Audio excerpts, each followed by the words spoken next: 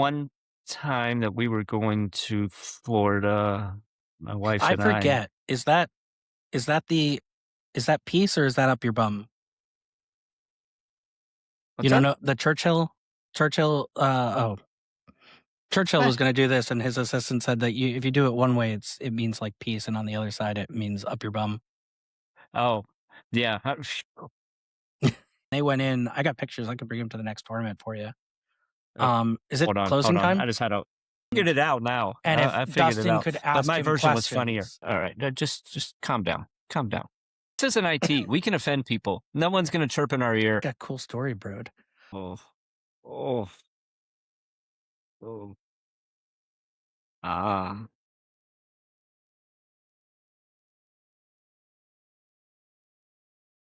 Michelle, I think I killed Chisholm.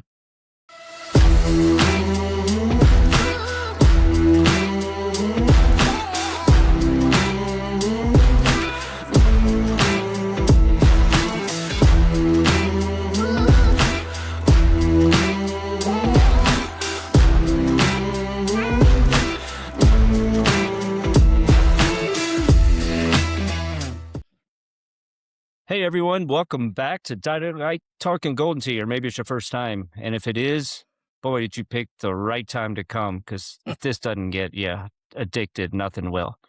We got my good friend, great player, and a great sort of motivator of the game through social media. Please welcome my friend and your hero, James Hickey. How you doing, buddy? Wow, we're not overselling anything here today. Thanks for coming on, man. Yeah, thanks for having me. Excited. Looking forward to this.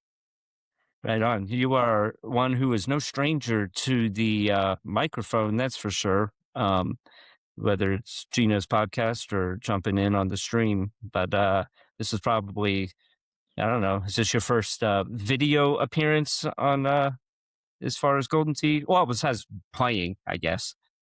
Yeah, this is my first Golden Tea video podcast. It's not my first video podcast, but it is my first Golden Tea person.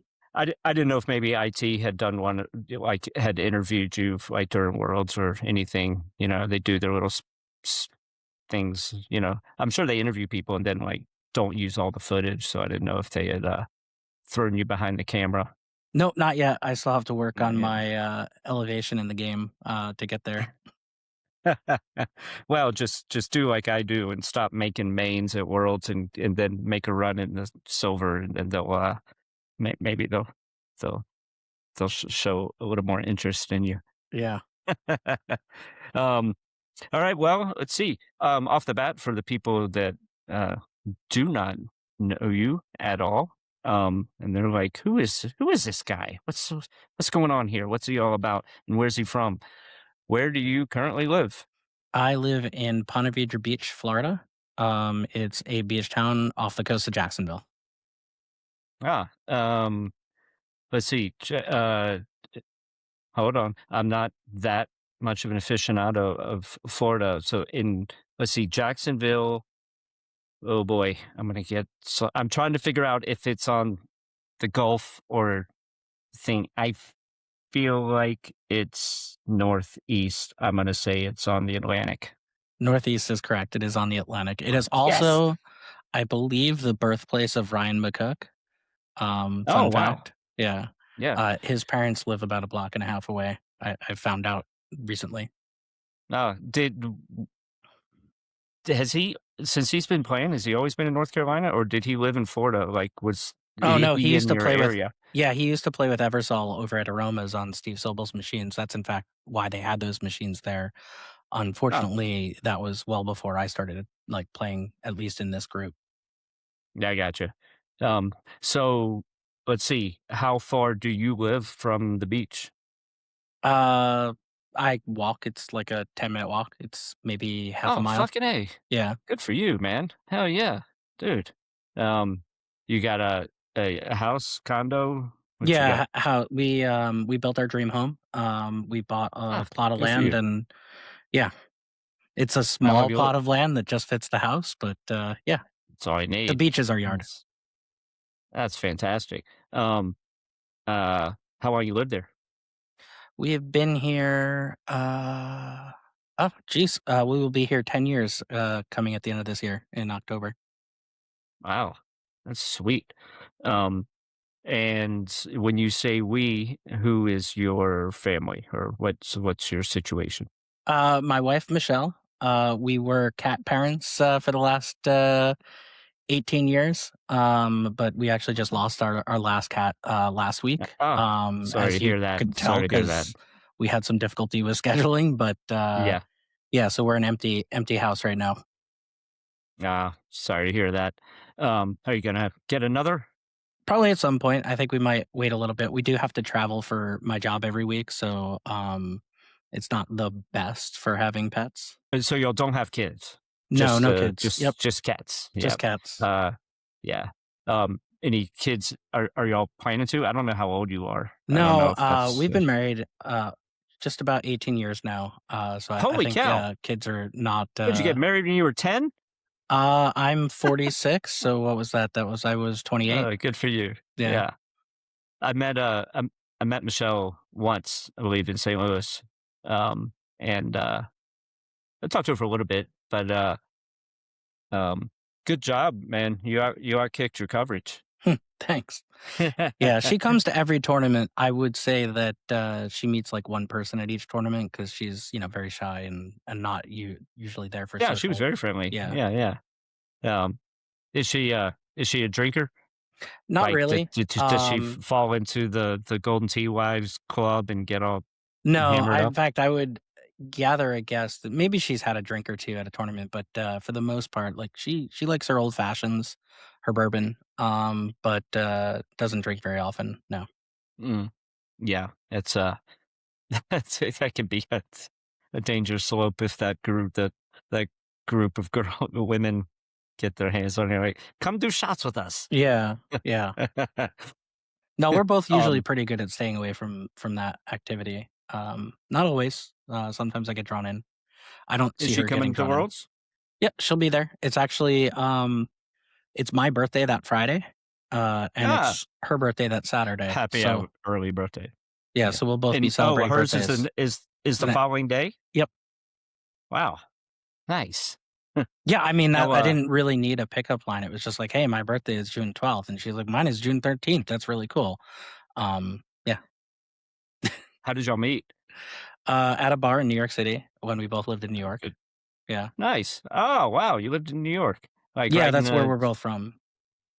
oh, now you're from New York City or like I grew up in the Long suburbs, Island as or did she. I grew up in southern Westchester, and she grew up in Rockland.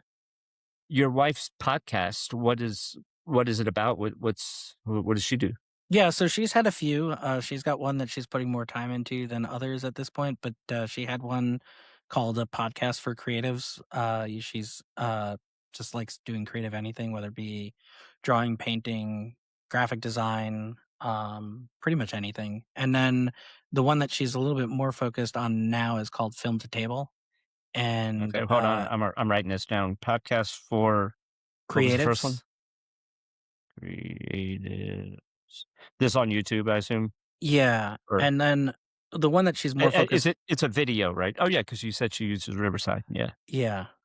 What's the other one? It's called, Film to Table, and that's Film to table. yep, film, Uh, and f- she talks about movies. Usually, they have, like, a season where they talk about like, right now, they're in a sports season, so they just did A League of Their Own. Gonna be on probably the next episode, we're gonna talk I love about that Cool movie. Runnings. She does it with her sister as co-host, and, then they usually have, Awesome, like, a guest on. awesome.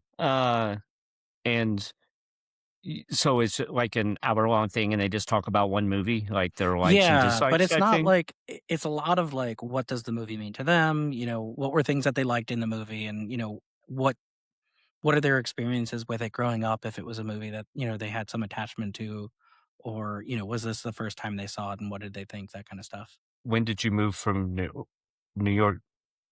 So I got a job at ESPN, working in New York, and they asked me to move up to Bristol. So we moved up to Connecticut to the Nice. So Campus. when was that? That was like 2008, I think. We finally moved up there. And then 5 years of 150 inches of snow just took a toll to the point where my wife really wanted to move somewhere warmer. So Michelle was like, "Yeah, I think Florida might be for us." And then we moved down here. We found this really great spot. I think we thought at the time it was going to be kind of a in between on our way down to Orlando, but where we found is just it's the best for us and we love it. So see this being a stopping point for a long time. Nice. Oh, do you still work for ESPN? I don't. When I moved down here, I started working for the PGA Tour, and then now I work for Disney. This is my first job actually, and I was thinking this when you were doing the Fox video podcast recently. This is my first job that is not involving sports gambling or fantasy sports because that's pretty much what I did at ESPN. So this Oh, is really? That was yeah, going this to is be a little bit my of a next switch. question. So, what were your job duties at ESPN? I worked in the fantasy sports department and then ended up having ties to the homepage and other areas. And when I was there, I worked in quality assurance, but was really trying to get into product management, which is what I do now. So I helped design their first iteration of NASCAR Racecast because it was just a project that they had that they didn't have someone to have time for. So when I moved to the tour, I went right into product, and I've been doing product management since. Nice. Um, so when you were at ESPN, you were the guy that our fantasy football league was emailing 45 minutes before our draft because we couldn't figure out how to get it to snake. That guy worked for me, but yes, that was my department for sure. His name was Jesse. He was great at it. Um, yeah, I really enjoyed it. I ended up being the subject matter expert for a lot of their games because early on when I first started there, their engineers didn't really have a lot of sports knowledge. But over time, they express the importance of being a fan, and I feel like they've gotten a lot better at having their product owners actually be fans of what they're building, so that they have a better understanding. Oh, yeah, that's awesome. And then for the PGA Tour, what were your duties there? I started by building out their fantasy game platforms. Made a couple of different games Oh, for I didn't even them. know they had that. Yeah, Huh. including like a one and done game where you pick a different golfer each week. We had another one that was more akin to like a points fantasy football league. We did a streak type game. Uh, yeah, I wanted to do a best ball type game. I've always wanted to bring that back. ESPN used to have that back in the day, and that was one of my favorites where you picked four golfers and then you got like the best score on each Sure. hole. I thought Yeah. that was a lot of fun. But yeah, helped build their player pages, their stat pages. Are you are Probably you are you an app developer? Like, no, are you a I'm code writer? no much more of a I write like what the app should do, and what the expectation of the end user is. So like, it would have this button and if you click on it, it will do this type thing. And then work with the developer to code that. Sure. All right, everyone. This is that time when you please hit the subscribe and like. Hit those buttons. Helps, you know, monetize my channel so that I go from making no money to less no money. Yeah, it's awesome. But seriously, please like and subscribe. Thanks. You can probably figure out what my next question is. What do you do for Disney? Oh, so I do the same thing, still in product, but now I do it in the admission space, and I'm right now I'm on a project where I kind of take commercial asks and turn them into potential projects. I get to put my fingers in a lot of pies, so to speak. Mm, that's cool. Um, and now I can feel the Golden Tee players that are watching. Their spirit Glazing is over. channeling through me right now, and they want to say, James, can you hook Golden Tee players up with free tickets to Disney? No, I cannot. In fact, the discount that I can get for people with tickets is not as good as the one that you can do if you just go online and look for yourself. Awesome. Yeah, go through a wholesaler. I But don't if even you're know what that ever means. visiting at a time where I'm there, I can, maybe get you into the park with me. Yeah. But how many times have you been? You're probably sick of it. Almost every week, yeah.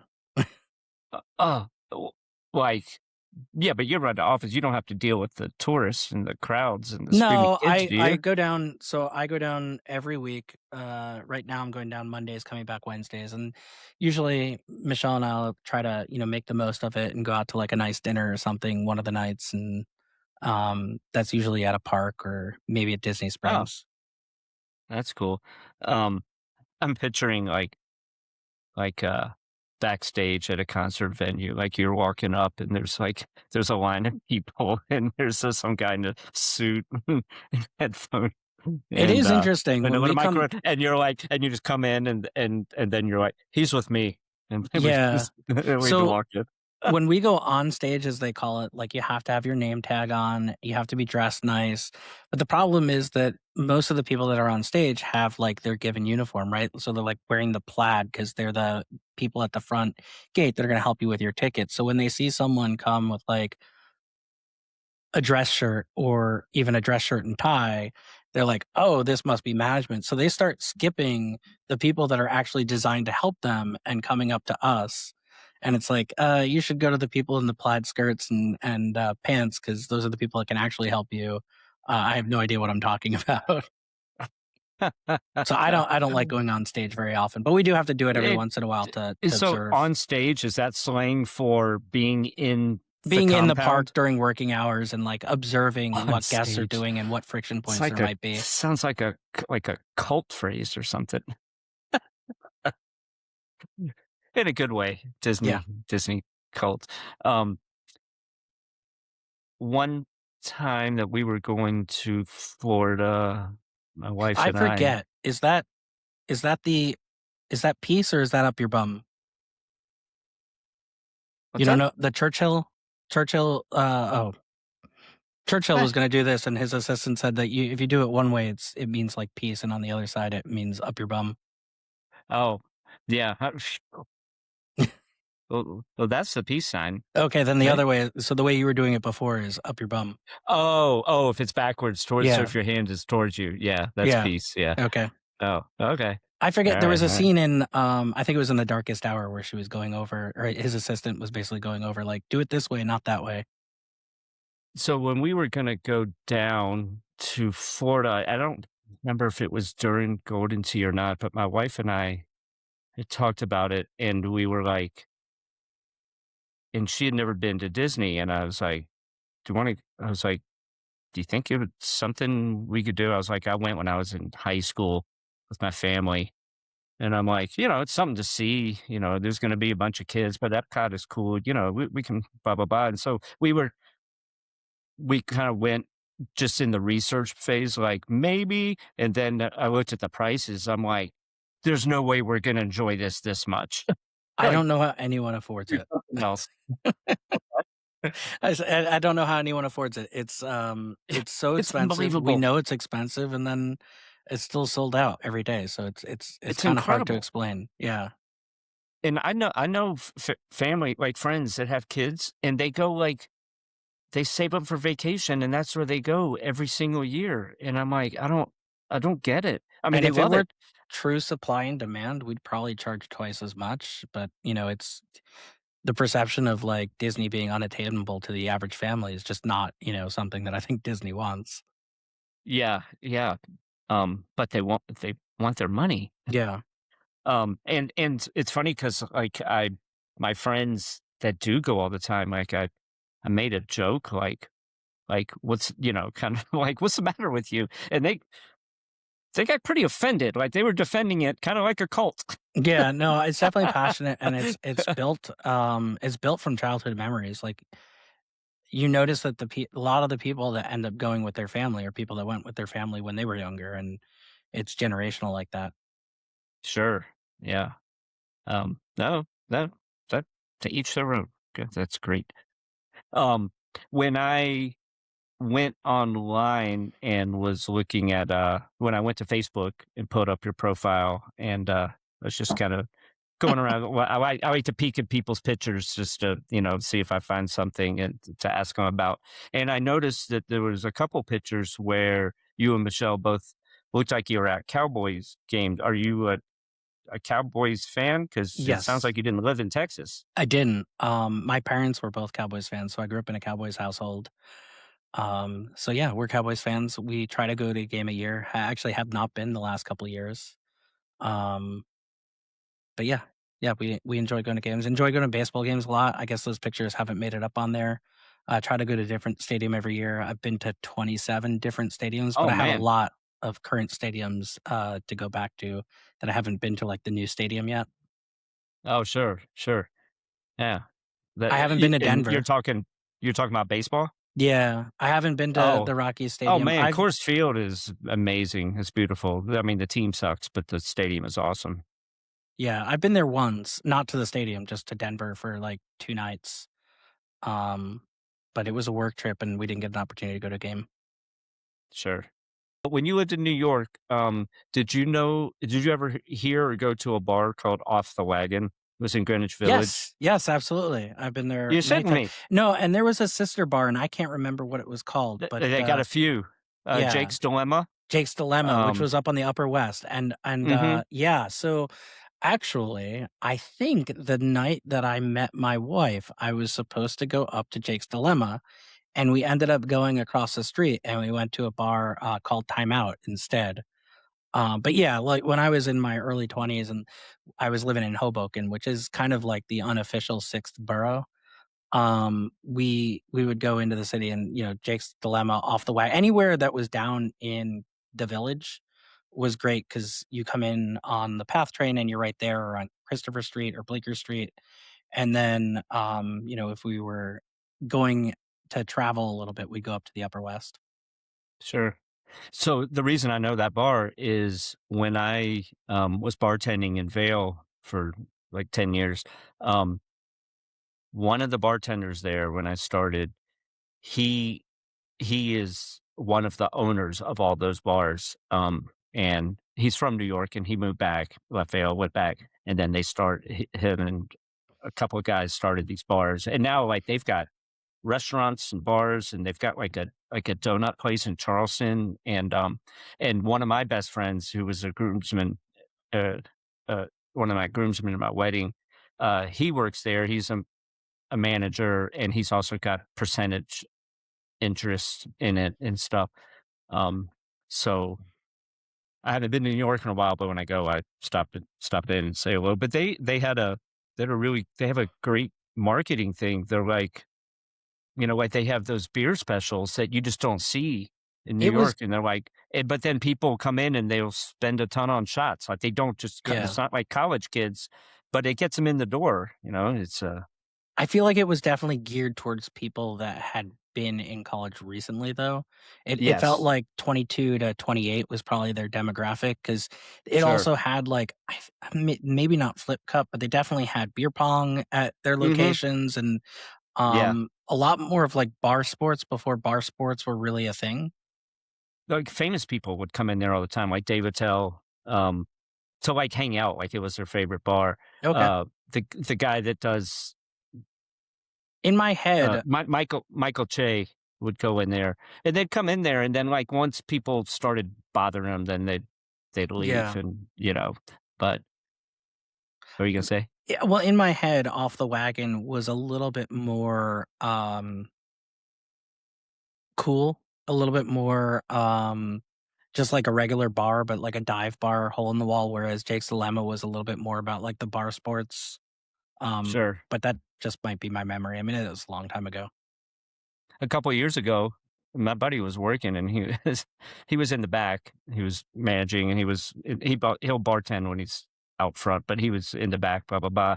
And there was this um he heard like people, kind of commotion, like being loud or whatever. He was like, "Oh, it's popping in there tonight." It was like in the afternoon, and I don't know if you had seen this before. It's on YouTube. Ed Sheeran went bar hopping in New York, and he just walks into random bars in the middle of the afternoon and does a shot and goes on. And most of them were just slow and dead. And then the last one they went to was Off the Wagon, and it was crowded. And he got behind the bar and was pouring shots, and people, Yeah. he didn't sing songs. He was just hanging out. And and then he like left. And my buddy came out and he was like, And everyone's like, "Oh, you missed Ed Sheeran." And he was like, "Oh, that's what all that noise was," you know? Yeah.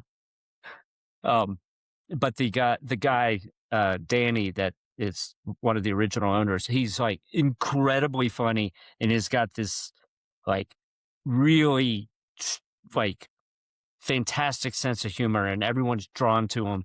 And when they were naming off the wagon, they were coming up with different names and um, one of them, he wanted to call it, uh, something with like, with Betty Ford in it or something, and they were like, "We can't use that." But then but he wanted to name it and he was serious, like, it wasn't a joke, he was like, "No, this this will bring people in." He wanted to call it "Your Sister's Ass." He was like and then you know, it's endless, you could say, "Oh, I went to your sister's ass last night," or "You should have seen how crowded it was in your sister's ass last night," Yeah. or "It was a long line to get in your sister's ass." And he was like, "Dude, for the small amount of people that will be offended by this and not go, we'll draw 10 times as many people that will go because of this name." And just a couple of the guys, there's a couple of them that were just a little too conservative. We're like, "We can't do that."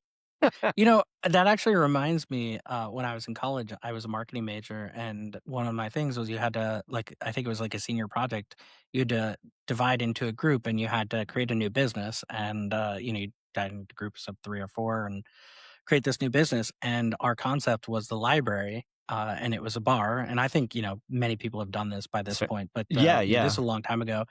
And, we're like, "Yeah, so you can, like, you're talking to your parents, you're like, 'Where were you last night?' 'Oh, I was at the library,'" like, I Oh, just thought it yeah. was a great concept, kinda the Hell same yeah. idea, except a little bit more subdued because it's not like, Yes. Yeah, "Oh, yeah, I was yeah. waiting Not online to quite get as in your offensive. sister's ass." Damn, missed opportunities, I tell you. So when you are headed out to play Golden Tee, where do you play, like, for your live 50-man contest games? Yeah, so I try to play out, once a week. I usually go to a brewery nearby, it's called Green Room. Um, but sometimes you'll find me, at, like, a dive bar called Ginger's, or, another brewery, Engine 15. And if I'm looking to play with other people, I'll go over to Aromas. It's about a half hour away, and it's really smoky, so I don't want to spend too much time there Ugh. for that reason. But it's a great place because you've got Steve's machines there. So if you play, a number of games, you get a little bit of a discount. But I'm not playing a heavy volume anyway, so or at least not out at the bar. So for me, I'm usually looking for something close in proximity where I can kind of do my thing without bumping into too many other people. Although I do Are always there enjoy oth playing with others when I do. are there other, like, top level players around or, good or let me Yeah, rephrase it. I would Players no, that go to the tournaments? yeah, I mean, Mike Ratcliffe is Oh, very yeah. good. He's been to Worlds a few times the last couple of years. I don't think he'll make it this year, but I think he made a run one of the past few years, maybe in the top 15 or something like that. He's pretty good. Someone that I'll go and try to bounce ideas off of, if I want to get a game in person. I know, maybe other people don't know that you are a very avid home edition player. How often, like, how many, like, do you play every day at home? Yeah, I thought I was playing a lot this week, but I've only played 32 games between when does the week start on Sunday? So not maybe I as don't know. much as I thought I was playing. But yeah, no, I play a lot at home. I play a lot on Discord, not as much as I used to. I play a lot of invites. I play a lot, earlier in the morning before work, whenever I can fit games in. So Sure. And do you like to play full 18-hole games, or are you doing creative course, or are you just working on shots, like, and not caring about score? I am switching how I practice a little bit. I do care about score. I am playing 18s. I usually need to have a little juice on it. I think that's something that a lot of people in the community have in common. Like just playing a free roll or like the live play at home without a 1 to 5 game on top of it on Discord or an invite fee on top Mhm. of it. It doesn't keep my interest enough to take it seriously, and then it's just bad practice. Yeah. But what I'm trying to do recently is not try to finish games as quickly as possible and really think through each shot as if I were in a tournament situation, which is a little bit different because, like, you know, anyone that goes to these tournaments, people, that play a couple hundred games a year, even, can kind of go through these courses almost with our eyes closed a little bit. Not saying that you'll always hit the best score, but you'll still pop up some 30s, and maybe you'll also shoot some 18s because you're just kind of hitting the ball as quickly as possible. But I'm trying to actually have meaningful practice and go through and think about each shot and really think it through. It hasn't slowed me down a ton, but I will definitely say I'm not as fast as I used to be. And you Uh, wear headphones anyway, don't you? Dependent. I do more Hmm. often than not. But if I'm playing someone who's not wearing headphones, I'm comfortable not playing headphones. But if you're going to have headphones on, I'm obviously going to have headphones. Or if I feel like you're someone who's going to be distracting to my gameplay, I will also have headphones on. Sure. Oh, yeah. So if you're not wearing headphones and you see me with noise canceling headphones on, it's because I probably find you distracting. You can substitute a lot of orders for some distracting. It'd be very nice. Yeah. So mentality of match play is evolving for me because I've always felt like the most important thing is sportsmanship. And it's still extremely important to me. I want to make sure that I'm polite. I want to make sure that, nobody can say, like, oh, James did this thing and it really distracted me from my gameplay and it made me uncomfortable.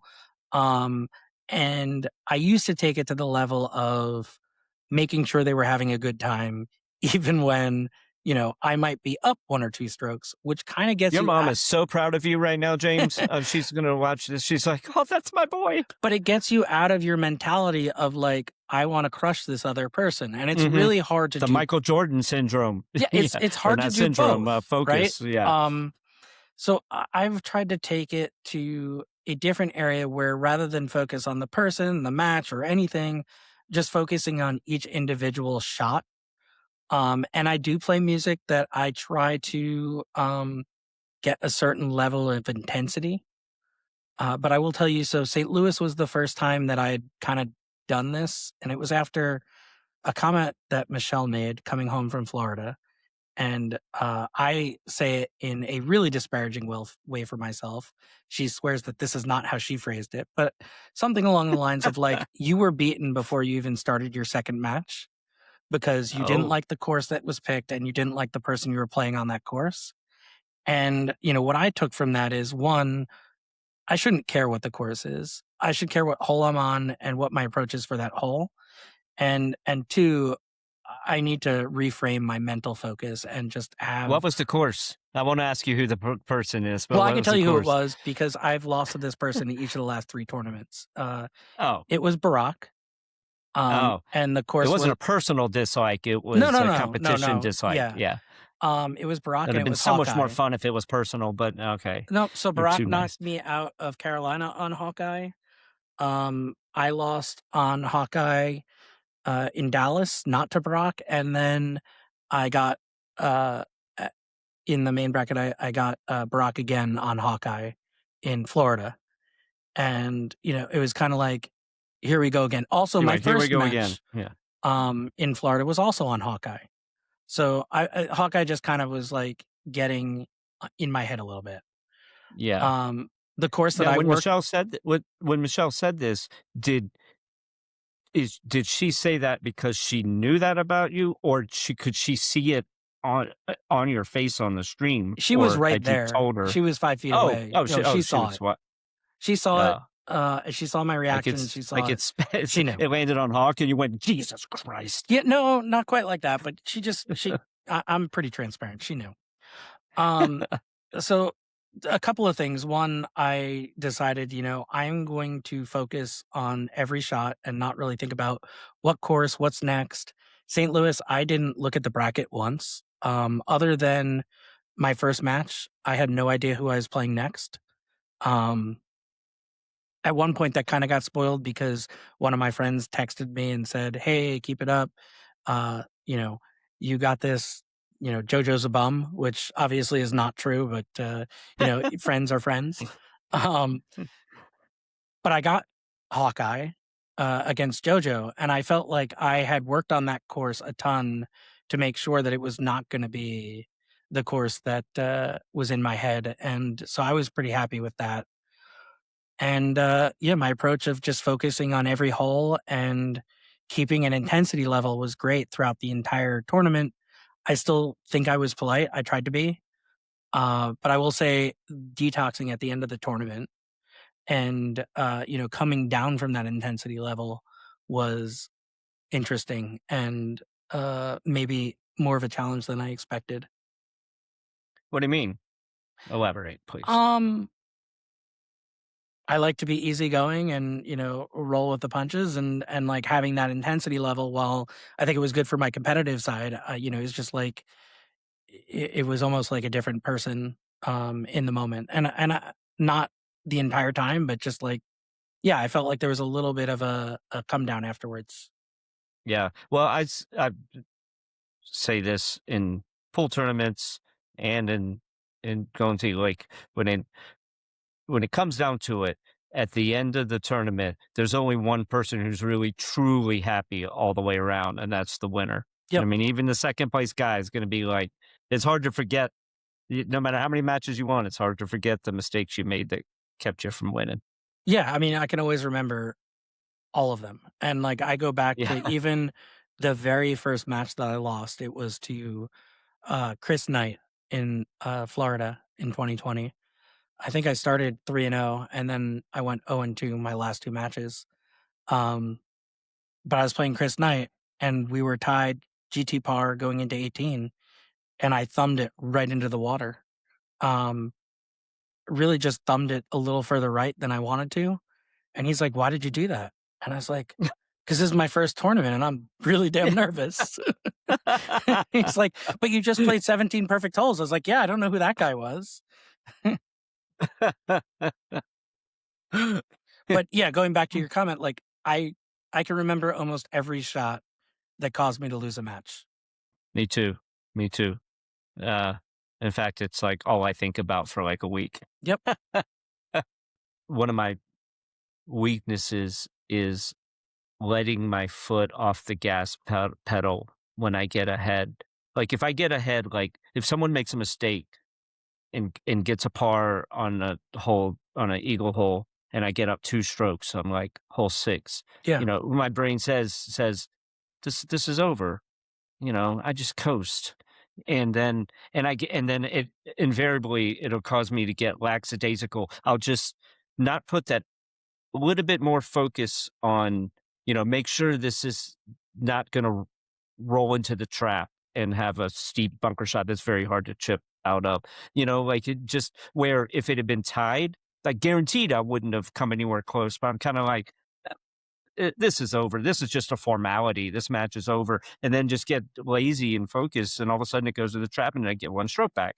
And then all of a sudden, and then it happens again. And then I'm like, well, and now not only am I tied, I'm pissed off at myself. And so now I'm going to play worse because I'm pissed. Yeah. And, you know, snowball effect. Instead of playing with that two stroke lead to, I, I try to tell myself these days, like, play it like it's still tied. Like, how would you approach this if this match was tied right now? And keep playing like that. And,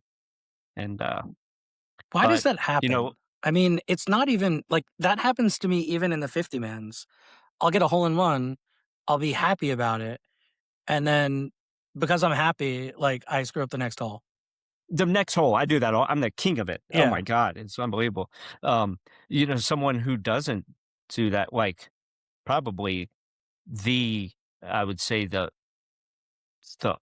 ultimate leader of the, that has that Michael Jordan kind of like, I'm going to crush my opponent is Haas. You know, when he gets on a roll, he just, it's like, it just, it's like a racehorse. It gets a little bit of ahead, and then he's like, I want to get further ahead. No, I want to, you know, it's just like the holeouts just start raining in. Um, And he's another one though. I've heard him say, this course, which, you wouldn't think that people at that level would have that reaction. yeah, his definition of him not liking that course is probably different than yours and mine. Oh, absolutely. But just like even the fact that that thought crosses his mind, Yeah, like yeah, we all have it. We all have our things to work on. yeah, yeah, absolutely. I've never played him in a regular tour. I've played him in Top I've Gun never drawn before, him. but I've never actually matched up against him in an actual tournament. Yeah, I'm undefeated against him. Yeah, Yeah, me too. yeah, sweet, man. Can't rock on. Yeah. Um, good job. I feel like that you would well, not me. That you there was just a funny story behind it, but that you spearheaded the creative course, finally including this year's courses. I don't It think we're was allowed to absurd. talk about that because we We got cut got off shut down pretty on the quickly. stream. That was awesome. I was like, "Who's talking?" It was like a voice inside my head was like, "That's enough. Yeah. Stop it."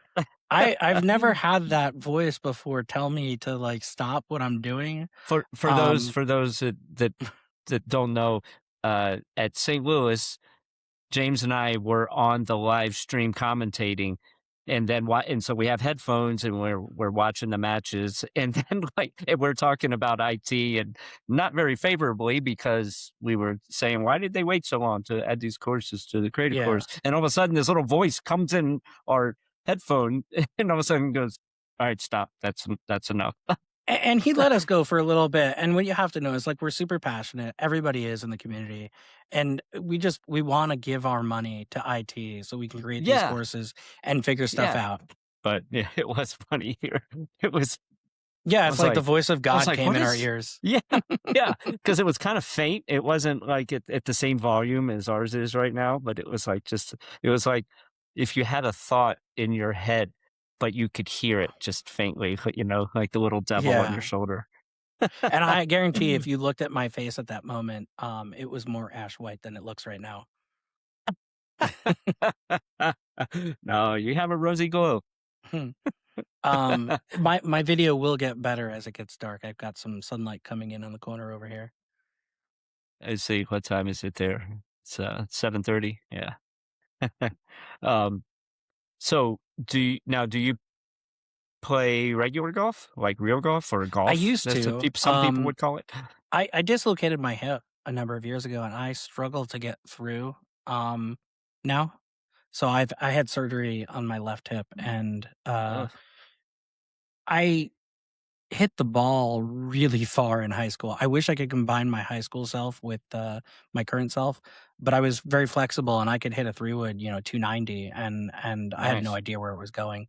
Um, it would usually end up somewhere far off to the left side of the fairway. But now, because I have a hard time getting through my hip, everything goes off to the right, and it's like 220 yards with a driver, and I just don't enjoy it like I used to, and I've kind of replaced it Yeah. with golden tee. Yeah, yeah. And you were probably tanner back then. Yeah, I did play high school golf. Well, I played 4 years of high school baseball, and then I dislocated my collarbone, so I switched over and played high Good school lord, golf man. my senior year.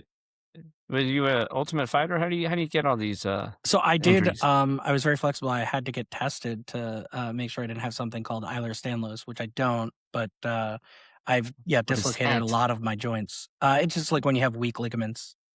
Oh my god. Yeah. How did you dislocate your hip? Playing hockey on ice, and Oh wow. it was like an end of the year thing, and we rented ice and had our skates, and we usually played roller hockey, and I went full speed to ram my college roommate into the boards, and he held onto the boards and just elbowed me back, and I fell perfectly on it to just pop it out. Oh god. I Yeah. can't imagine. Ugh. God. Well, um even worse, I walked around on it for a long time, with medication, but like we're talking 8 to 10 years before someone actually figured out what was wrong and why I was limping everywhere. oh Yeah, so I had a hard time sleeping for a number of years just because of the you pain. dislocated your hip but didn't find out? It kind of like it didn't like fully It repair just popped itself, back in? but I have like so it popped back in, but I still had a torn labrum. I had my ilial psoas was impacted. How did you first get into golden tea? What was your how'd you pop your cherry? I was always around golden tea, really since golden tea started. I probably played it in 89, 90. It used to What? be Really? Yeah, it used to be in bowling alleys, and I would go, when I was younger, and like my mom would take me to her bowling league, and I'd be sitting there bored and probably hopped on a golden tea machine. I just remember it always being around. And then in high school, there was a wing joint that was a couple towns over that we really liked to go over to during lunch. It had a golden tea and one of those photo hunt machines. So, some days we played the Love risque photo hunt. photo hunt, and then other days Yeah. we were playing the the golden tea. And then I went to college, and my roommates all liked it, and one of them was from Chicago, which doesn't really surprise me, right? Because that's where the game is first established, I think. Sure. Yeah. So they were really into it. They taught us like some shots, like the thumbing. I had never done that before. Um, and then I kind of lost touch with it after college. So What year were you in college? 98 to 2002. Okay, so So that was in the 4 days, like FORE? yeah, and then I kind of lost touch with it for a while. And then back in like 2012, we went on a trip to Arizona, and our hotel had one across the street at this brewery. And I played one game, and I was immediately like hooked again. I think the game that I played it on might have been Black Hills. Was that 2012? Phew. Um, Was that the first or second year of live? No, I really can't no, that remember was what way course it before. was. No, Black Hills would have been in like O- what year did you say? Okay, so now I 2012? have to look No, it was something like up. 2005 or something. Yeah, it wasn't Black Hills 2006. then. But I can't let this rest, so I'm gonna have to look this up and see what course it F- was. Fair enough. It was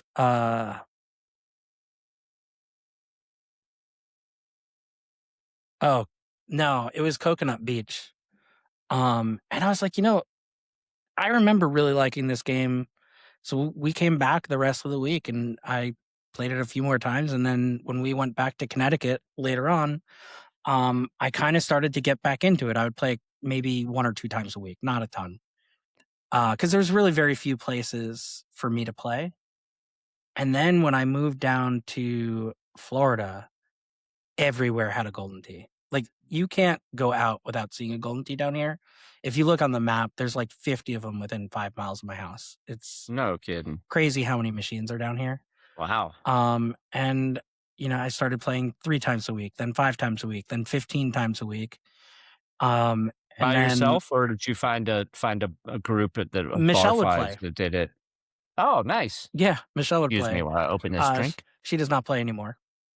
But yeah, so we would, play, and then I'd play a few games without her. We thought like that Meow Chopper guy is a bot because nobody can be that good. Yeah, no one does that. I still think he is. I think he's a walking It's robot for definitely many possible. different reasons, not just golden tea.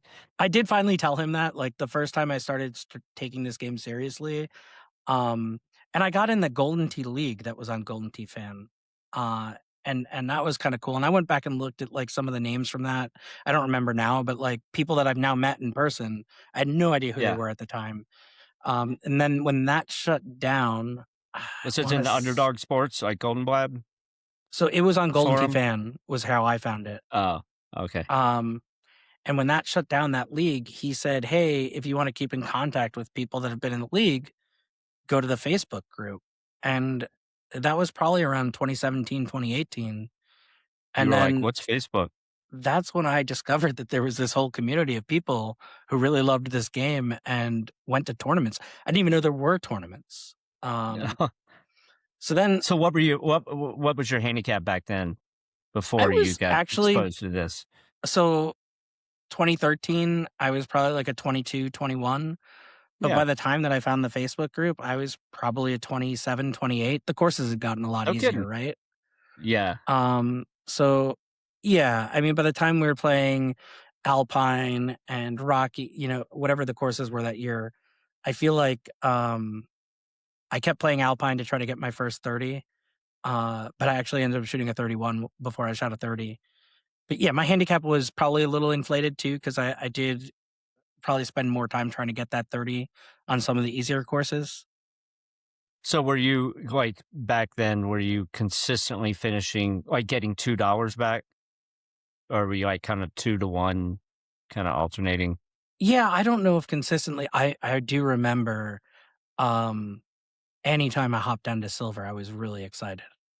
Yeah, yeah, Because it's like, okay, this it felt like I was at the level already where that was kind of a free $10. sure, Um, yeah. but I still had not met anyone in the community at that point, other than a brief run-in that I had with Stu Fox in New York Run in. City. Well, I went to go.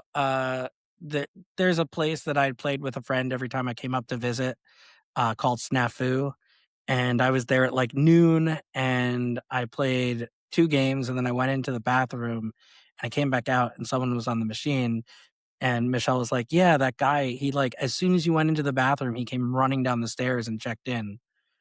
And I was like, "Man, I wish you had asked. I would have played a game." He's like, "Well, I only have time for a couple games, and I got some invites I have to play." And he And didn't know you were a good player yet. we, well, nobody did, right? I didn't even know I was a good player because I hadn't played with really anybody.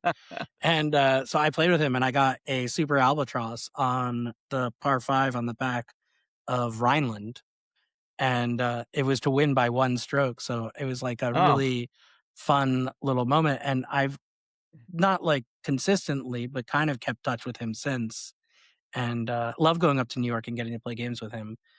And then, sorry, this is long winded, but then no. I met the group at um, Atlanta, I think was the next group I met. I was going up there for a baseball game, and I met Kramer. I think Adam Harris was there. A bunch of guys, and really saw what a great group they had, and they were talking about tournaments. And this is where my lack of understanding of how tournaments work kind of came in because I really wanted to go to the last NIV. That was probably the first tournament that I thought about going to. Sure. But I I thought you was at had to that. be there Thursday through Sunday, and I could not get there for Thursday. Just couldn't make that work. Oh, and so you didn't go to any So I of did it. not go. Yeah, And then I still had that belief when the next Florida tournament came around, and I had Billy Joel concert tickets for the Friday night, so I didn't go to that.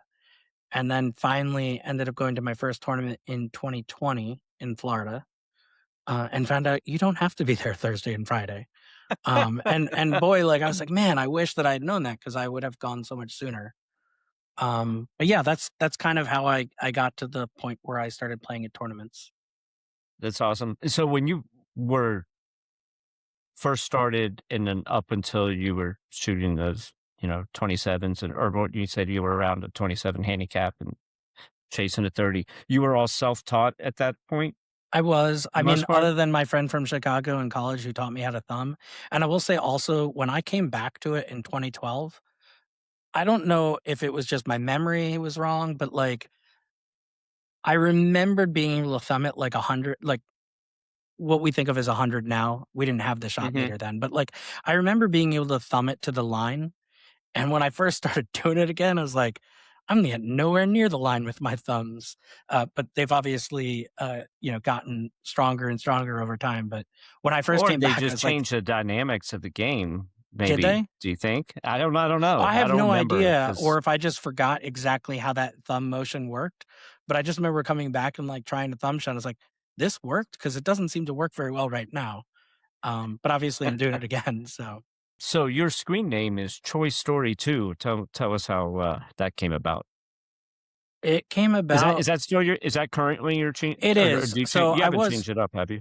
I was Choi Story for a while, and then I changed it to Jiminy Click Oh, um, yeah, I which remember that. got mixed reviews, but I didn't really like it. It didn't feel me. So then when I Okay, came, tell us who was giving you negative reviews. well, I did some crowdsourcing and some surveys, and it was mixed reviews. I think Jason really hated it.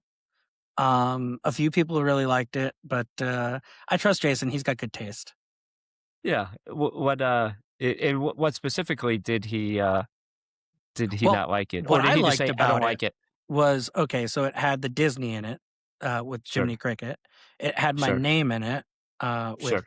and then it also I capitalized the NY for New York, so there was a little callback Oh, there too. Um, yeah. and then kind of like the click chipping and whatnot. So I thought it was cool, but Was he not a click chipper at the time? And maybe that was why he was opposed to it. yeah, I don't know the answer to that. But anyway, Alright, we'll I trusted his have to opinion, ask him. and I Okay, went. so now how did we get Toy Story and Toy Story 2? Well, so I had to come back, so I went back to Toy Story 2. The reason why I came up with Toy Story is it goes back to my fantasy sports roots. I always like to have like a punny name. Um, trying to think of like maybe if you were having a fantasy hockey team, you'd be like the Jaeger Bombs or something like playing off of a player's name. And so it was a golf game, and I did play golf, and I was one of the early adopters on the thing called the Super Stroke, which I don't. Do you play golf? Poorly, So like it's horrible. like a I shoot thick 100. grip that you could put on top of your putter grip, and Okay. it essentially is what it's trying to do is it takes your wrist out of the swing, so you have you're not going to pull your putts or push your putts because you But can get I more of a will. better I still pendulum will. swing. Okay. Um, Yeah, so anyway, KJ Choi was one of the first golfers that started using this.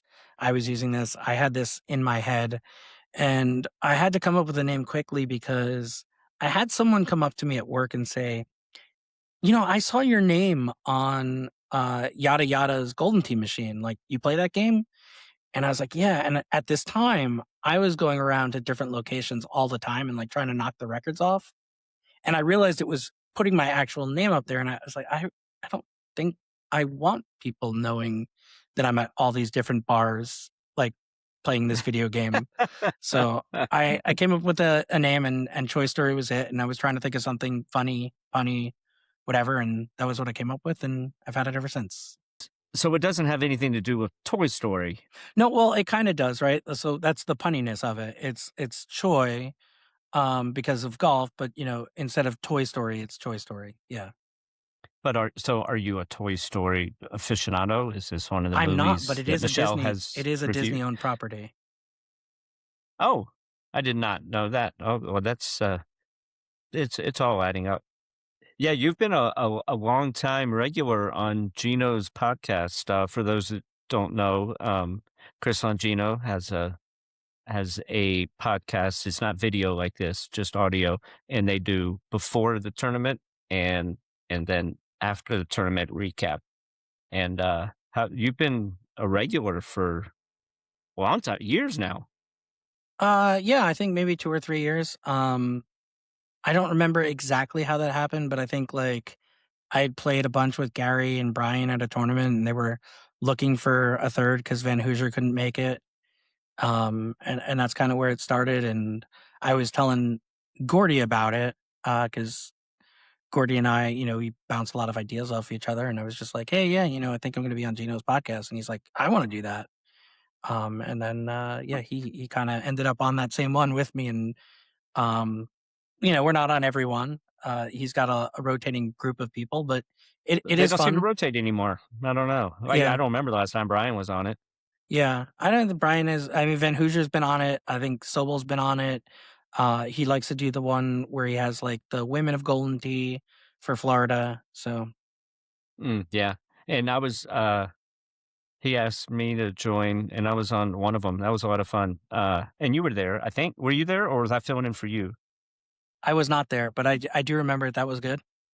When you think of Golden Tea, like as a whole, like what's your favorite part? Is it the competition or the physics of the game and solving the puzzle, or is it the social part, like from all the friends and going to tournaments, or like what drives you the most, probably?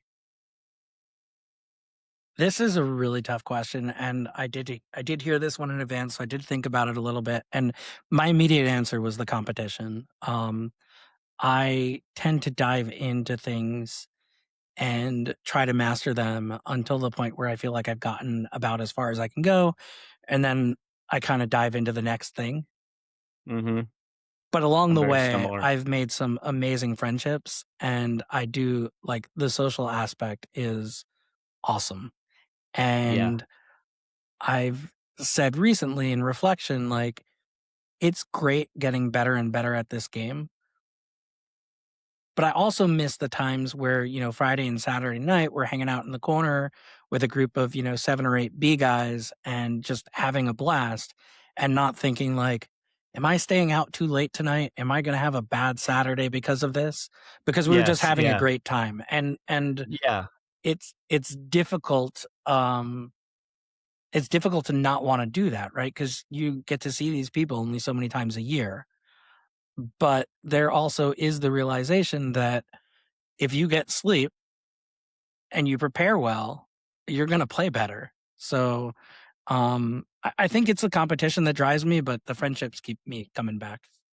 If God forbid, if power events went away and there was no more tour, you could still compete online and Discord and do all the other stuff. Would you still be into the game as much? I know it's hypothetical, but My gameplay would probably go down. I think my yeah, gameplay would probably go down significantly. mine too, for sure. Yeah. And I only go to like 3 tournaments a year, but still, like, I'm up to 5 now with Worlds. I don't see myself going to all of I'm them in 4 one with year, Worlds, 4 with Worlds. Yeah, but I'm always thinking about like I'm okay, so I'm already thinking with Worlds. I'm like, okay, I've got like 6 weeks after Worlds, maybe it's even longer, maybe it's 8 or 10, where I'm like, okay, if I want to do something other than Golden Tee, this is the time to kind of do it because I've got a big gap before my next tournament, which will be Columbia. yeah. Oh, you don't go to Nashville? I don't. I just for no reason other than it just doesn't fit in my schedule. Mhm. Um, I'd like to go to Wisconsin, but that's been another one that I just haven't found the Me ability to too. go to. And it's really hard because at this point, like Columbia is a must. It's 4.5 hours away. I can drive. I love the It's so location. great. I love the Muse Brothers. I love the bourbon that's there. I love our hotel. I know exactly where I'm staying. I feel comfortable. I love the Uber. There's this disco Uber. I've gotten it like 4 times now. It's Well, like a how do gutted you out get a specific Uber? random, but it's a gutted out limo with a disco ball in the back. And it's really weird when you're the only person in there. But go to Columbia, order, Uber Blacks and you'll probably get it too. Um, Awesome. Florida is obviously a must because that's close by. It's about 3 hours away. And I could drive that one too. And I've now started to really like St. Louis because it's an easy flight. St. Louis is fantastic. People are missing out that haven't been. The location, the fact that, and if you stay at the Sheridan there, I mean, you can literally get everything you need without going outside. Yeah, You get and the then, tournament, the Dallas hotel you have room, to go to because and it's 2 Starbucks. tournaments. Yeah, the Starbucks being attached, the hotel being right there. There's a lot of positives for the St. Louis tournament, just like not having Yeah. to leave that space. How was the new Dallas location? I wasn't able to go last year, last minute. How'd you like it? It I, was I was really not a great. fan of the previous spot. That was my least favorite I of was any of the probably one of the stops. biggest detractors of the previous spot. I think I can say that now because I don't see us ever going back there since I think they went out of business. But a place that doesn't have a real bathroom, um, Yeah. and then like the electricity was from the 1800s. I mean, how many times the electricity went out at this location? Like the woman plugged in her hot pot, and then all of a sudden, all the machines are out. Yeah. And the food was like they just grabbed some stuff at Costco and it's brought it And the over. owner really came at me one time for something stupid. And it's like, you have people drinking in here. I didn't do anything like that bad to get chastised like that. I think I was like knocking on the bathroom excessively, but I was joking around because I assumed that anyone that came out of the bathroom was going to be somebody I knew. Yeah. Unfortunately, it was the owner, so it didn't work out very well. But yeah. That's amazing. But I'm sitting here with like this Oh, shit-eating grin, when he opens the door. I'm like, "Oh crap, I don't know who you are." And then turns out it's the owner, and he's like really mad. oh, I mean, the only thing better is we've been 86th. Oh, man. Okay, well, so how was the new location? It was really good. It was really good. The food was amazing on Thursday, and I had picked out like I'm gonna get this. I think it was a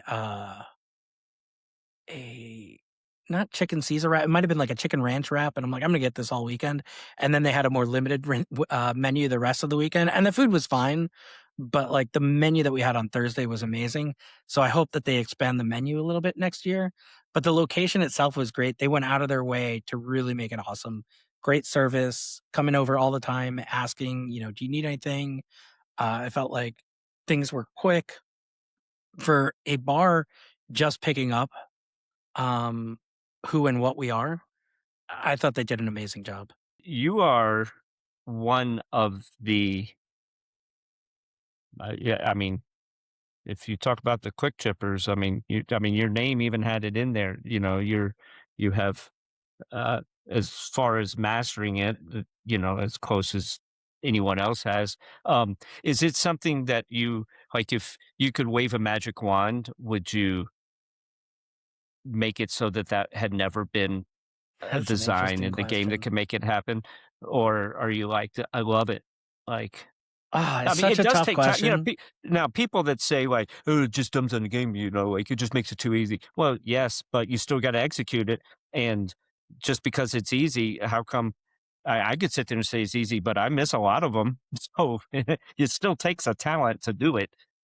So I've actually been doing it far longer than I knew what it was. I've probably been doing it since I came back to the game in like 2013, but I was always doing it with just the 10 Really? and a half. And I would do it like if I had a fringe putt that I didn't think that I could make, like it wasn't long enough, I was doing like a 2-click with a 10 and a half, and it was the only time I was using it.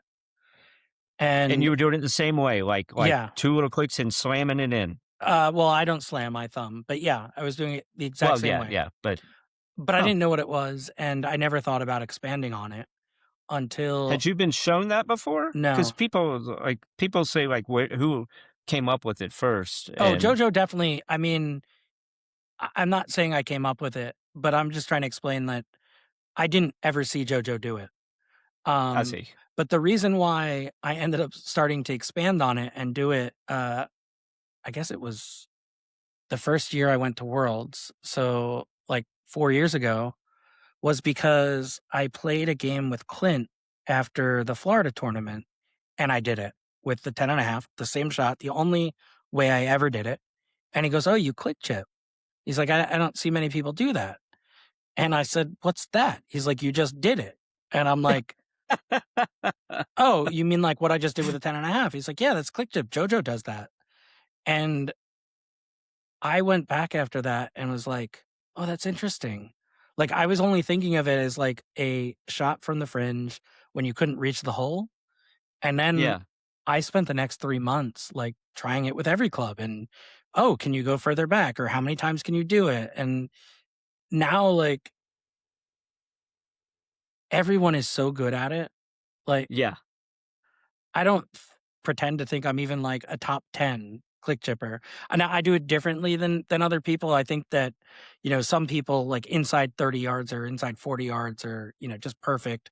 I, sometimes do them from 100 yards. It really depends on what the wind is like and, the situation and what's the sure. risk. I am very big on risk reward too. Like Mhm. if if I can avoid risk, I'm going to avoid risk. So now that there's punch shots in the game, I'm using those sometimes instead of the clicks. Yeah, But yeah, I just spent a lot of time making it my own. Um, and I see, all these other people doing it. So part of me is like, oh man, if this was never done, would the game be more fun? But I caveat that with I was not really a great swerve chipper. Now, I can do it, but definitely was not a strong part of my game. So it would change every piece of my game because I miss more greens than anyone because I have the confidence that yeah, I yeah. can make the chips. So I let everything roll by the hole. right? Like I'm Yeah. constantly trying to hole out. And so it kind of changes everything if you take that genie out of the bag, so to Absolutely. speak. This is going to be a nice advantage for me today. But when other people start doing this, it's going to be completely erased and they're going to do it better. Because, like Andy Haas, Luna, those guys are the best for a reason. Yeah. Their machines, their understanding of the trackball, their ability to get, the exact pullback they want, the exact follow through Yes. they want. Yes. At the And now you're speed they giving want. them Yeah. a mathematical equation to do that. Mm-hmm. It would have been naive to think that it was going to last, right? Like, obviously, they were going, if it was going to give them an advantage, they were going to do it.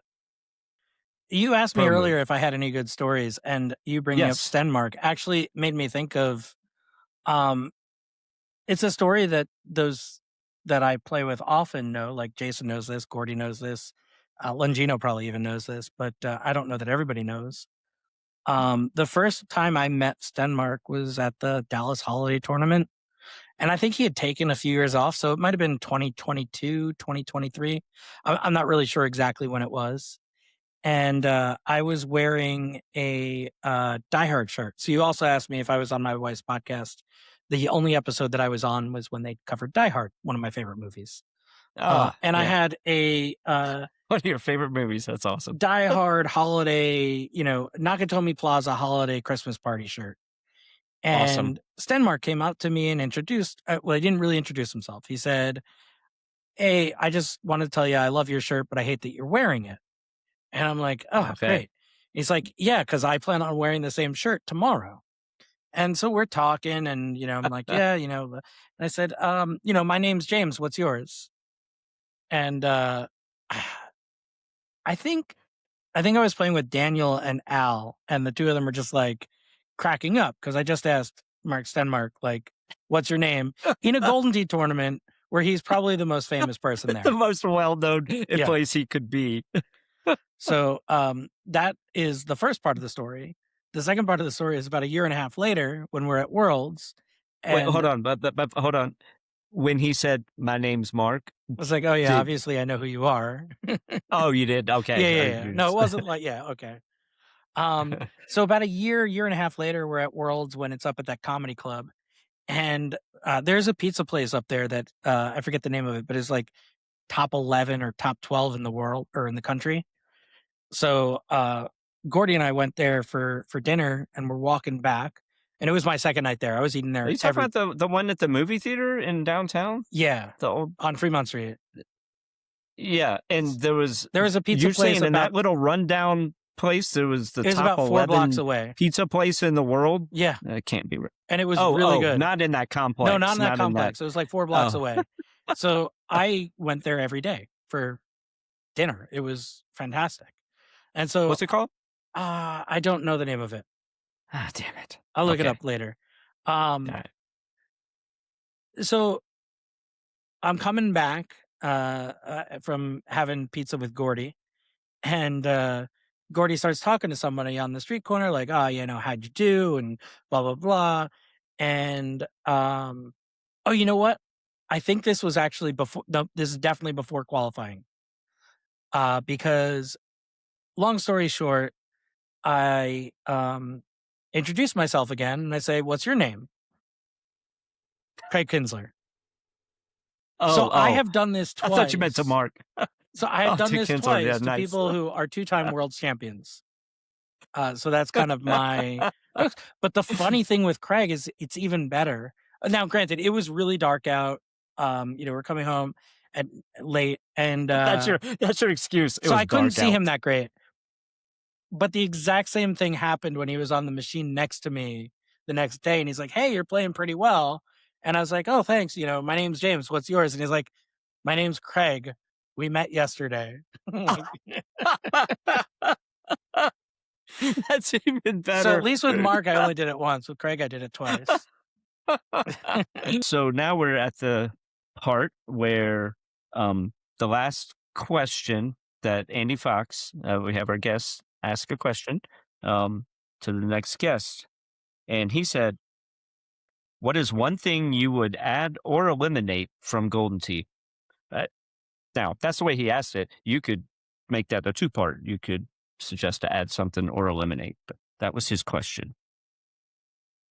Oh, geez, this is going to take a while because I should have sent that to you in advance. well, and the other I usually problem do, is and I like forgot. you need to ask like an Andy Fox or like a Bernhardt or one of the OGs because they want to eliminate everything from Golden Tee. But like, what do I want to eliminate or what do I want to add? Well, you know what? I could think of something that I would like to eliminate, but it's also existed for such a long time that maybe I'm okay with it. I wish that there were less of those gimmicky shots and more like very tough skill shots. What would you add to the game? I know it's kind of a broad statement. More courses like Coconut Beach Yes, yeah. or Sand Hill or just more courses where Royal you have Cove? like Oh God, 8, that fucking 9, course. 10 different shots that you have to hit. Yeah. And Yeah, it makes they're everyone fun. a better like if you go back and play It those does. courses, go play Royal Cove, go play Sand Hill, go Oh, play I know. Coconut Grove. Like they maybe don't play Sequoia Grove because you might just want to kill yourself afterwards. But like Yeah. go play those tougher courses because they teach you new shots. Like there are shots that Yeah. you have to learn to play them. And I truly think that's where my game started to grow when I got a home edition and I started playing courses I had never played. So now, for my next guest, what question do you have for them? Yeah, and I thought of one earlier and now I forgot it again. Oh my God! Come Should've on, wrote that come down. on, man. Yeah, yeah. Come on, go into your What do mental I Rolodex. want to know? Oh, you got you. Yeah. No, are you telling me you don't remember, or you remembering you're just and you're just like, I don't know, maybe that wasn't a good one. No, it was an easy question. I thought of it like an hour ago, and you asked me like 5 other questions, and now I forgot it. Oh, you thought about it while we were filming? Yeah, I should have. If I had a notepad over here to jot down my thoughts, it would have been helpful. Was it about Golden Tee? It was. It was. Okay, because it Maybe doesn't that's have to boring. be. Yeah, I know. It does could be not like, have what's to your be. favorite It could, cheeseburger? yeah, or something Or about do their you even eat life. cheeseburgers? Yeah, it's gonna be the hit of the series.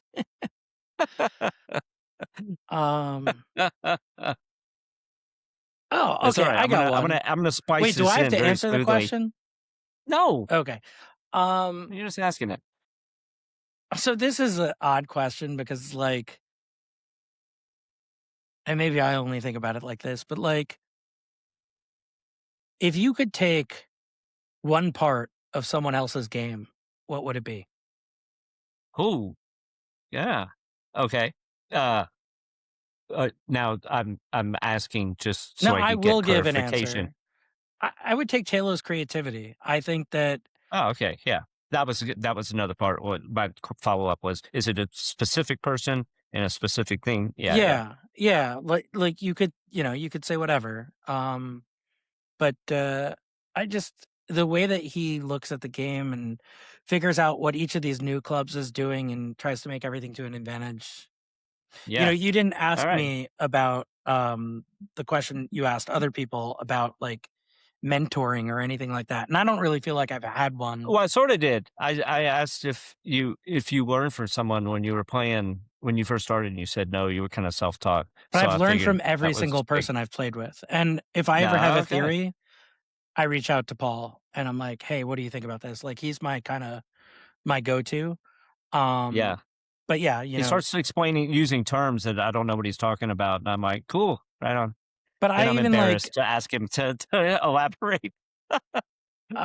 Dustin, like Crop Dustin from Nashville, like I qualified with him one year and we were playing with Gary Sheldon and he said, "Do you mind if I ask you questions?" And this was probably my second Pet Tour tournament. And I was like, "Oh, that's such a great question." And Gary's like, "Yeah, no, go for it." And I just started soaking in everything that day. And I feel like I just didn't stop asking questions ever since. And I always try to come back Oh, from each tournament with 1 or 2 new learnings that I didn't know before. the way you phrased that, I took that differently. Here's what I heard. I heard you saying, Dusty, is that what you said it was? Yeah, Dustin, Crop Dustin, Nashville. Dustin. I thought, okay, here's how I heard it. I'm speaking as you, James. Dustin asked me, like, do you mind if I ask some questions? And I thought to myself, that's a great question. No, he didn't ask Like, me. that's a great question So- to ask my approval. That's a great question. It's Dustin Anderson. He's from Nashville. He asked Gary if Gary minded Yeah. talking throughout the I round. figured it out now. And I if figured it Dustin out. could But ask my him version was questions. funnier. And it never occurred to me to ask my opponents, as I saw them, questions. And the reality is, yes, ask everyone questions. Yes. And they will be truthful and Please. answer you. Now, Yes. I've also learned that people hold back, but for the most part, people will be truthful and will answer you. Can I tell you Just, one different question to mindsets. never ask me? Yes, please. Never ask me what shot I just hit. Because I will never, ever give you the correct response. Oh, you'll actually give an answer. I That's will. wrong. I'll try. You won't just say, no, But I'll be like, I yeah, forgot. I hit a full out to sea and then slightly right of 2. And then they'll hit like that exact thing. And So you'll put it in the parameter of maybe. Like, you won't give an answer that's ridiculous. Like, I hit a lob wedge off the tee, like as a joke. No. You'll say I'll try to break it something down that's- exactly what in my head I did, but it won't be the right Change the shot. club. It won't be it'll be the right club. Like, I won't, maybe I didn't hit it exactly out to sea, and maybe I threw it out more than 2. And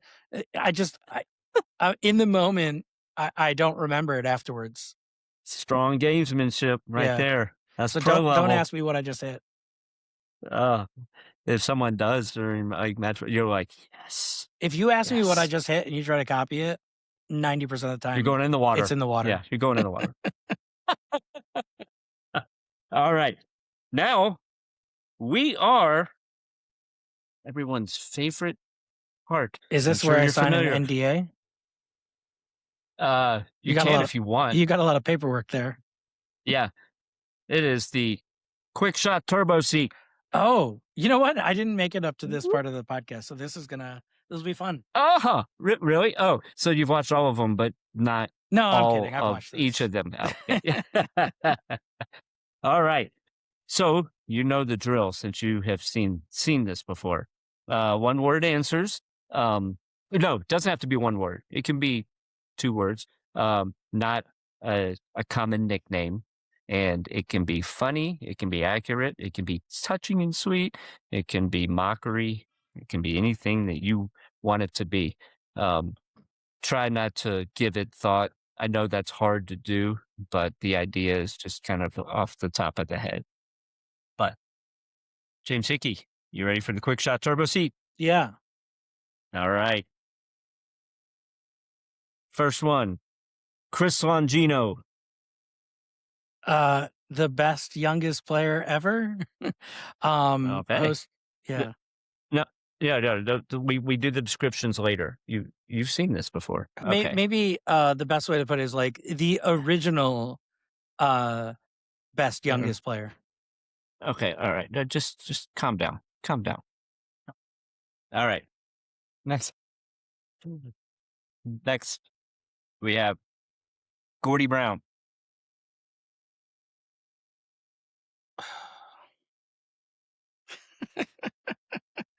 No, like what is the right Come word?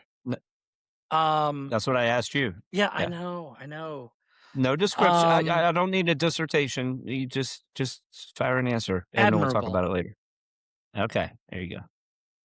You can probably guess who the next person is if you're following this flow chart pattern. Gary Sheldon. Oh, we're doing it. Okay. Quiet.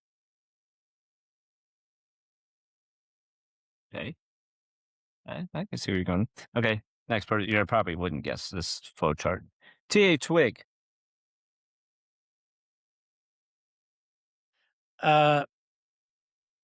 Passionate. That's good. All right.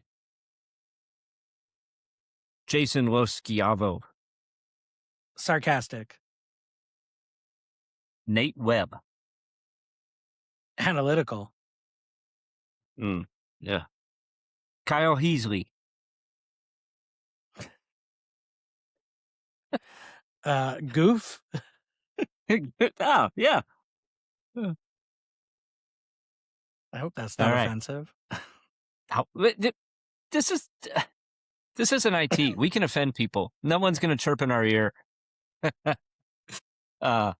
Craig Sander.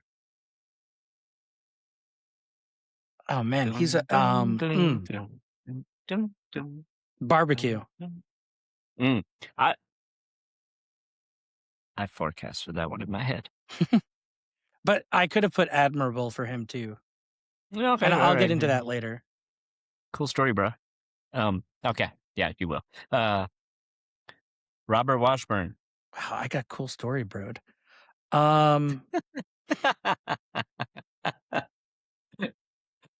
Man, he's sarcastic too. I'm running into a lot of themes here. Oh.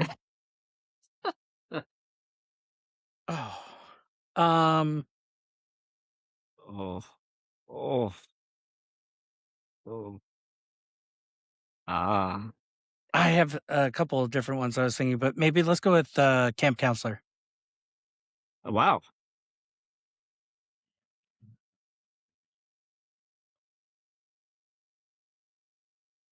All right. And then the last one, and I'm glad you asked because I was going to have to change this after one of our discussions. Tom Hanks. Tom Hanks. Versatile? Yeah. All right. James Hickey.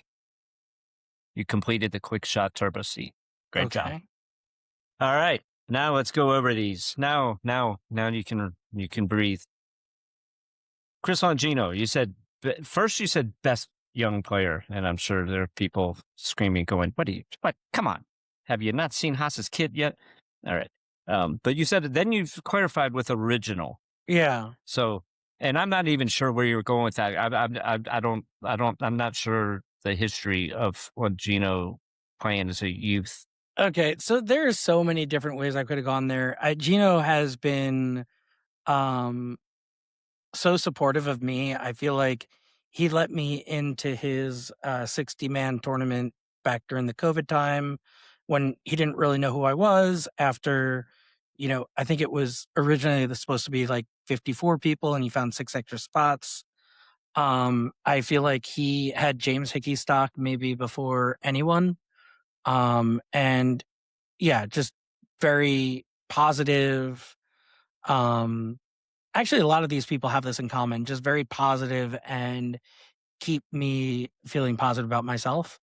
But I went with the best youngest or the OG best youngest because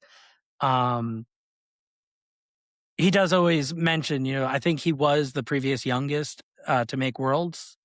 So that's what was, coming across my head. Sure. Okay. All right. Fair enough. Gordy Brown, you said admirable. I talked about what I want to be in tournaments and I want to be competitive, but I also want to be known as like a good person and someone who is fun to be around. And I think that Gordy is just a great combination of both of those. And absolutely. I aspire to carry myself like he does at tournaments. Well said. Well said. Gary Sheldon, you said quiet. There are periods when we're on the podcast, the 4 of us, where it feels like you have to prod Gary to get him to say he comes something. with a one-word answer. Yeah. It's just like, and like sometimes it might be because he's watching the Bengals game, but then other times it's just like, did Gary fall asleep?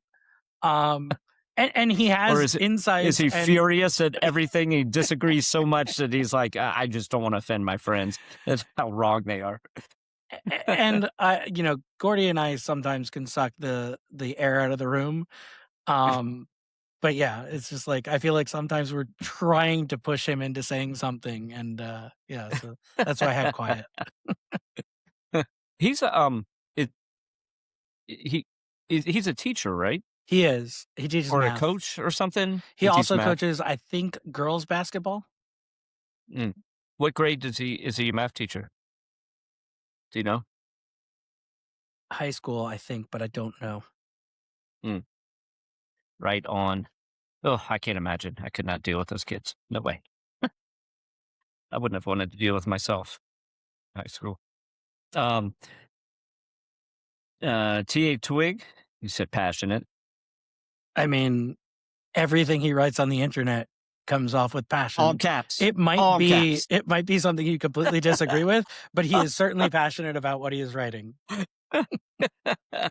He's a great guy, and honestly, like, I give him so much shit to the point where he's probably frustrated with me at times. Partially because I feel like he has it in him, right? Like, he has the passion for the game, which is a huge part of this.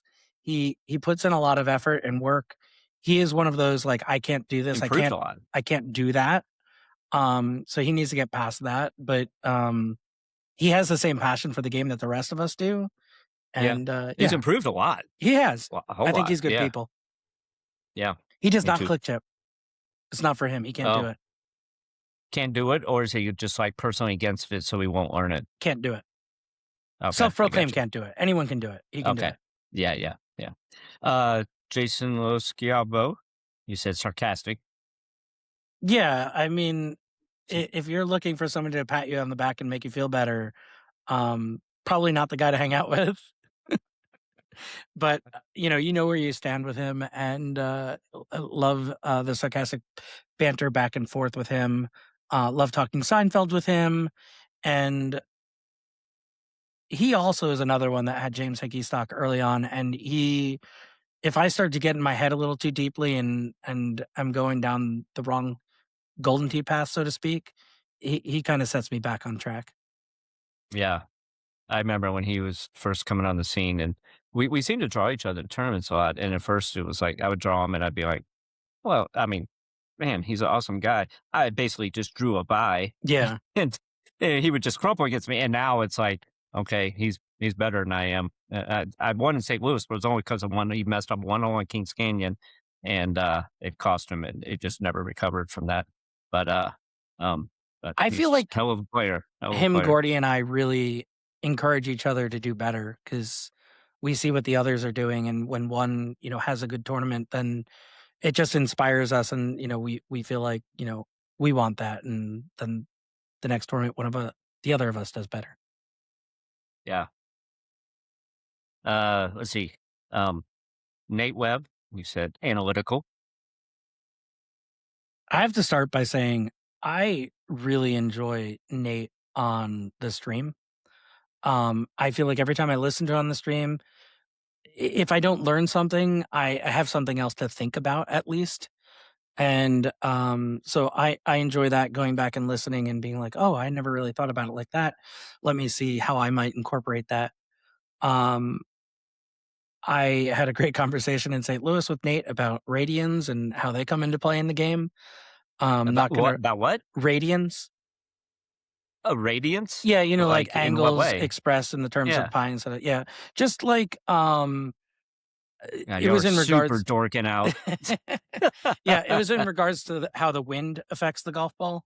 I'm not going to break down too much here because Nate can do You're it like, do far you better think than I Haas can. thinks about any of that shit? No, probably not. But it was interesting nonetheless. And I enjoy those conversations. I enjoy hearing him kind of break down the game when he's doing his thing on the mic, and he's also so positive about the players that are playing in the match. So when you go back and you're like, oh, I really messed that up. Um, I don't know if we can use the F word here, but it's really more like I Yes, you effed can. that up. Fuck yes, you can. Yeah, but Fuck yes, you can. when you go back and listen to it, he's like, "Oh, I'm sure that James was thinking this, this, and this, and that's why he hit that, but unfortunately, it was the wrong shot here." He's not like, "Yeah, James is gonna really regret that fuck shot." Yeah. So I feel like he makes you feel better about yourself in your worst moments too. And strong beard game, Yeah. I tell you, Although I man. have threatened if he ever, falls asleep in the wrong place, I might shave that off.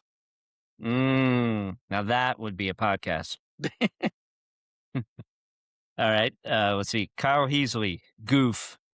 Yeah, he always is having fun. Yeah. Yeah. Yeah, I just like when I look over, Kyle's having more fun than I am. And whether it be like flipping quarters or whatever he's doing at the event, like he's just always having a great time. Yeah. And not And afraid to gamble too. That's he's not awesome. only having a great time, he's making everyone around him have a great time. Absolutely. Yep. Yeah. Craig Sander, barbecue. Man. Elaborate. What do you mean by that? So I could have used Admirable for him too. He's another guy that just like I don't think you'll find anyone that'll say a bad word about him. But the barbecue that he brings to St. Louis is just so good. It's still top of mind. Please, please forgive me, Craig. I would love to have shotgun shells again next year. Yeah, I'm pins and needles. I can't wait to see. Maybe the strong move by him would be to bring a buddy of his to kind of chaperone the food, and he would have the shells, and the chaperone, the bodyguard basically would not allow you to get. He'd be like, "Nope, these are not for you, sir." So it was the opposite this year. When he brought them in, he said, no one can have any until James has one, because I'd been asking about him like every month. And then by the end of the tournament, he's like, you're not getting them next year.